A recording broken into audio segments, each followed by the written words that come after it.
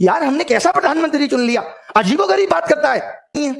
चिता जला दे अपनी अपने परिवार की, रोटी देने वाला नहीं है कोई माँ बाप को। हर उसे एक युवा के आंखों के आंसू से पूछिए जो आज अपने माँ बाप को बूढ़ा होता हुआ देख रहा है और उनके लिए कुछ नहीं कर पा रहा। आज 25-26 साल का बालक जो 4 साल से तैयारी कर रहा है बाप के पैसे पे, आज जब वो उनको बूढ़ा होता हुआ देख रहा है तो उसकी आंखों में आंसू के सिवाय कुछ नहीं है। क्या उसकी तमन्ना नहीं थी कि वो अपने माँ बाप को कुछ सुख सुविधा दे सके?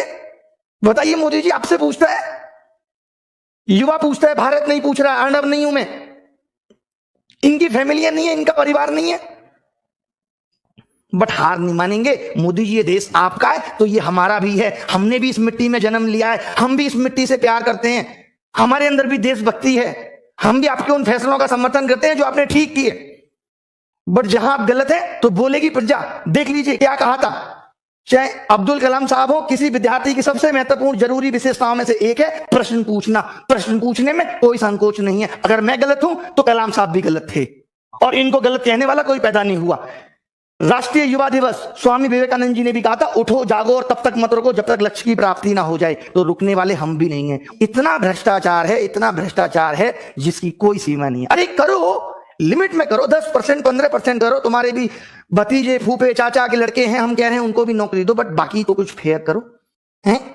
या बाकी की पोस्टें, आपके पास और कामों के लिए पैसा था क्या? देश में कोई और काम नहीं हो रहा? आप चुनाव में लाखों करोड़ों रुपए खराब कर रहे हैं। दिल्ली में घुसते ही बोर्ड लगा रहता है, केजरीवाल 26,000 करोड़ का हिसाब दो। हजारों बोर्ड दिल्ली में लगे हुए हैं, इसमें पैसा नहीं लगता सरकार का। अबे केजरीवाल तुम्हारा कितना दूर का रिश्तेदार है, उसके घर जाके पूछ लो कि हिसाब दो 26,000 करोड़ का। इस बात को बोर्ड पे लिख के पूछने की जरूरत है? अजीब नौटंकी है तुम्हारी। दिल्ली के अंदर आप घुसेंगे, जब भी घुसेंगे तो हजारों बोर्ड लगे रहते हैं, केजरीवाल हिसाब दो। केजरीवाल तुम्हें हिसाब देगा कि रात को क्या कर रहा है, ये सब हिसाब तुमसे केजरीवाल मांगेगा। और मांगने तो फोन पे मांगो, तुम्हारे पास केजरीवाल का नंबर नहीं है। संसद में मांगो, विधानसभा के सत्र में मांगो। इन सब चीजों में, एमसीडी में पैसा लगाने के लिए तुम्हारे पास पैसा है, नौकरी देने के लिए पैसा नहीं है। हलवा समझ के रखा है गई। और अब अगर रोजगार पे बात नहीं हुई तो इस देश का युवा गले में बेरोजगार का पट्टा डाल के घूमेगा। जो ये मीडिया सरकार के कहने पे ये दिखा रही है कि सब कुछ अच्छा चल रहा है, ये बहुत दिनों तक नहीं चलने वाला। इससे सरकार का ईगो इतना बढ़ चुका है कि आज सरकार खुद को देश से ऊपर समझने लगी है। आप कितने भी आंदोलन कर लो, कितने भी प्रोटेस्ट कर लो, आपकी बात पे कोई ध्यान देने वाला नहीं है। और पूछता है भारत, अब युवा पूछता है कि तुम कब हमारी खबर दिखाओगे। अर्नब पूछता है युवा कि तुम कब हमारी खबर दिखाओगे। अगर आज इस देश की सेलिब्रिटी, आज अगर इस देश का न्यूज चैनल आगे बढ़ा है तो वो हमने बढ़ाया है। आज देश का 2.5 करोड़ युवा अगर परेशान है तो इंटू 5 कर लो, 12.5 करोड़ लोग उससे जुड़े हुए हैं। और उन सब के मोबाइल घर में जब टीवियों में ये चैनल डीएक्टिवेट हो जाएंगे तो उनको समझ में आ जाएगा कि हम क्या चीज हैं। हम नेटफ्लिक्स, हॉटस्टार सबको अनसब्सक्राइब करा देंगे इस युवा और उनकी फैमिली मेंबर्स के मोबाइल से। तब आपको हमारी ताकत के बारे में पता चलेगा। ये तो हमारी प्लानिंग का एक बहुत छोटा सा हिस्सा है। इसके बाद अभी क्या करेंगे आप सोच भी नहीं सकते। ये आंदोलन अभी इस बात पे है कि सरकार को बात करने के लिए विवश करना है कि रोजगार पे बात कब होगी।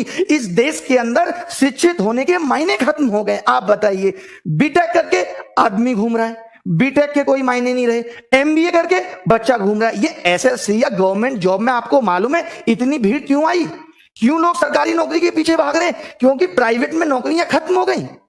और मोदी जी कहते हैं कि आप अपने मोहल्ले में नौकरी करो। आज जब मैंने ये वीडियो मोदी जी का देखा तो मुझे इतनी हंसी आई, मैं जरूर आपको ये सुनाना चाहूंगा। मेरा दिल है कि मैं ये वीडियो आपको सुनाऊं। आप देखें इस वीडियो को।